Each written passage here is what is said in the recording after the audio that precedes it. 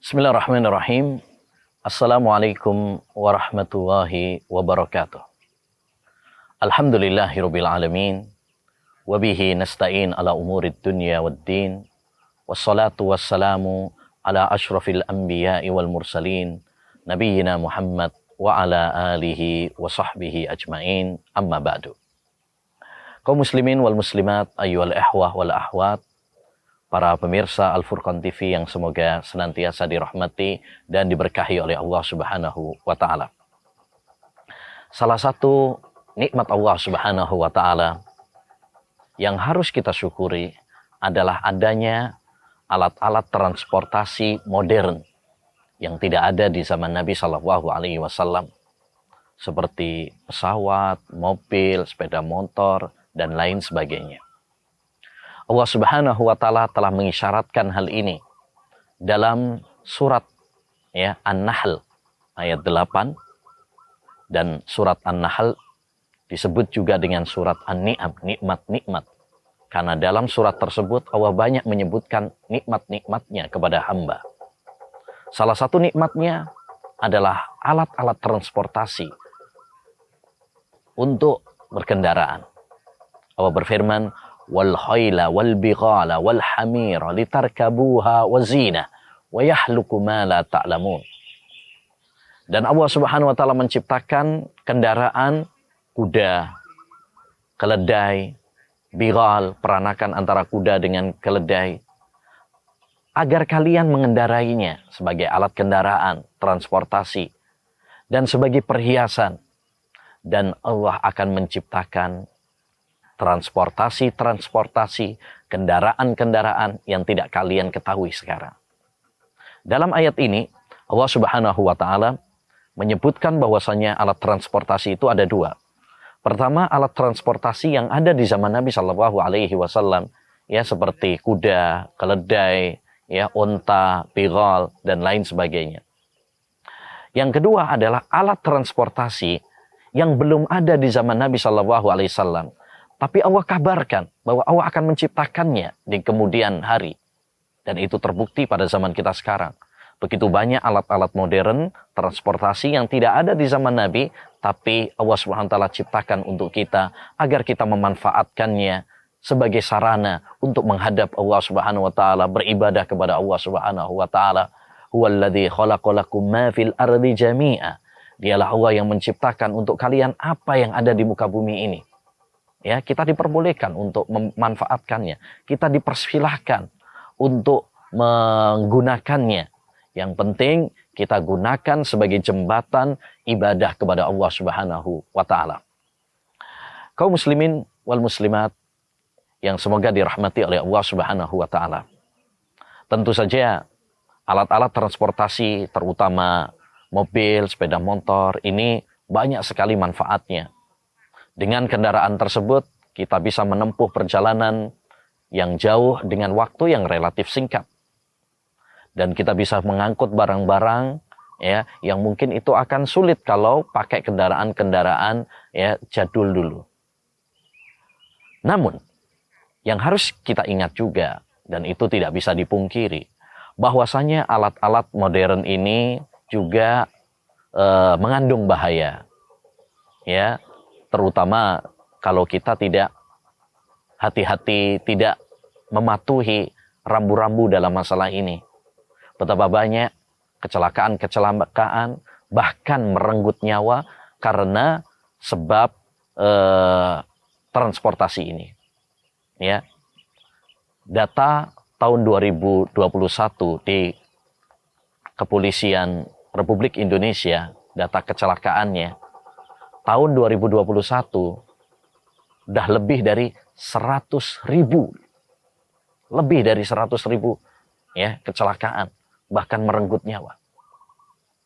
Oleh karenanya, kita harus tahu tentang rambu-rambu lalu lintas agar kita bisa selamat di dunia, lebih-lebih nanti di akhirat.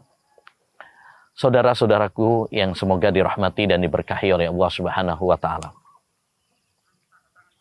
Islam adalah agama yang sempurna. Al-yawma akmaltu lakum dinakum. pada hari ini telah aku sempurnakan agama kalian.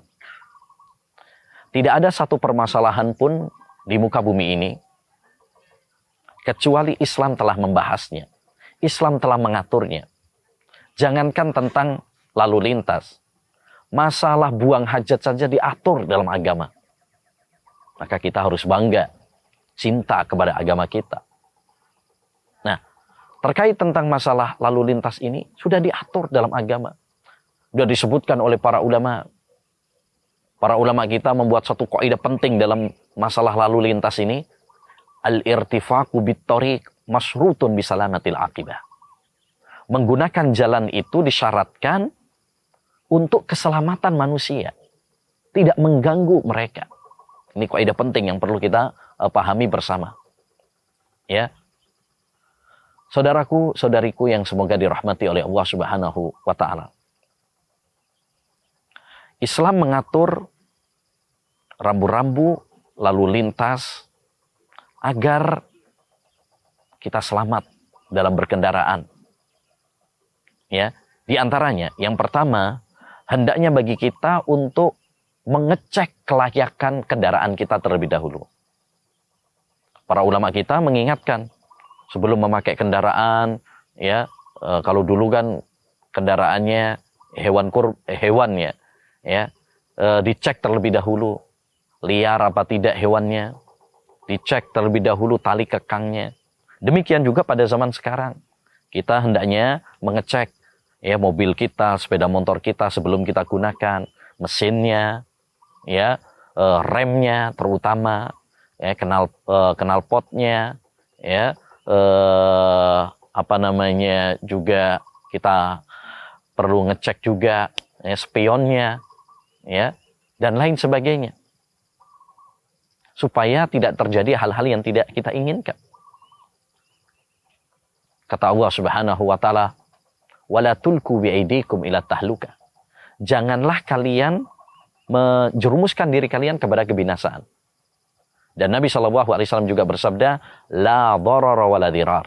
Tidak boleh membahayakan diri sendiri dan membahayakan yang lainnya.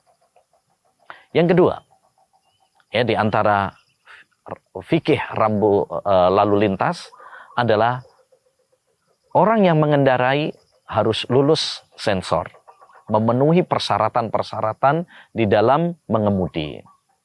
Ya, nah, jangan sampai yang mengemudi adalah anak di bawah umur, atau orang gila, atau ngantuk berat, atau mabuk. Karena terbukti bahwa kebanyakan kecelakaan-kecelakaan lalu lintas yang terjadi dikarenakan tidak mengindahkan hal ini. Dia masih kecil, ya, atau ngantuk berat, atau mabuk, ya. Nah, maka ini perlu diperhatikan baik-baik, ya. Jangan membiarkan anak-anak kita di bawah umur, ya, sudah berkendaraan, ya, sepeda motor atau mobil. Demikian juga jangan paksakan kita ketika dalam kondisi ngantuk berat, ya, apalagi kalau kondisinya mabuk, jangan. Karena ini menyangkut nyawa kita dan nyawa orang lain. Masalah nyawa, masalah yang sangat berat. Nabi SAW pernah bersabda, "Inna dima'akum wa amwalakum wa a'radakum haramun alaikum kahurmati yaumikum hadha fi syahrikum hadha fi baladikum hadha." Sesungguhnya darah-darah kalian, nyawa kalian, harta-harta kalian, kehormatan kalian haram atas kalian. Seperti haramnya hari ini, tempat ini, ya, yaitu tanah suci dan ya, bulan ini. Nabi juga bersabda, "La zawalud dunya wa ma fiha ahwanu indallah min qatli muslimin bighairi haq." Hancurnya dunia beserta isinya lebih ringan di sisi Allah daripada terbunuhnya nyawa seorang muslim tanpa alasan yang benar. Maka hati-hati, ini masalah nyawa, ya, bukan masalah yang sepele, masalah yang sangat berat. Yang ketiga, ya, hendaknya bagi kita, ya, sebelum ya menggunakan kendaraan adalah mematuhi peraturan-peraturan lalu lintas yang dibuat oleh pemerintah, terutama di kepolisian, ya. Hendaknya bagi kita untuk taat. Akidah Ahlus Sunnah wal Jamaah mengajarkan kepada kita untuk taat kepada aturan-aturan pemerintah selama itu bukan maksiat, selama itu tidak bertentangan dengan syariat. Kata Allah Subhanahu wa taala, "Ya ayyuhalladzina amanu, ya, atiullaha wa atiur rasul wa ulil amri minkum." Wahai orang-orang yang beriman, taatlah kalian kepada Allah, taatlah kalian kepada Rasul, dan kepada ulil amri. Ya, ulil amri itu mencakup ulama dan umara, pemimpin. Maka selama peraturan-peraturan tersebut tidak bertentangan dengan syariat, wajib bagi kita untuk mematuhinya. Seperti misalkan peraturan ya, lampu merah, ya, lalu lampu hijau, lampu kuning, ya, lampu merah, tanda kita harus berhenti, ya, seperti ini harus diindahkan, harus dipatuhi. Ya, karena itu demi keselamatan bersama, kemaslahatan bersama. Ya, peraturan pakai helm misalkan, ya, demi keselamatan. Ini peraturan-peraturan yang tidak bertentangan dengan syariat, wajib bagi kita untuk mematuhinya. Jangan sampai kemudian bandel, jangan sampai kemudian menerjang aturan tersebut. Yang keempat, di antara fikih lalu lintas, aturan lalu lintas adalah hendaknya bagi kita untuk pelan-pelan, tidak ngebut, kebut-kebutan, ya. Tapi ya hendaknya bagi kita standar. Bukan maksudnya pelan banget juga, tapi yang penting tidak ngebut, ya, dengan kecepatan yang tinggi yang bisa membahayakan. Allah Subhanahu wa taala berfirman mensifati hamba-hambanya yang beriman, wa ibadur rahmanil ladzina yamshuna 'alal ardi hauna.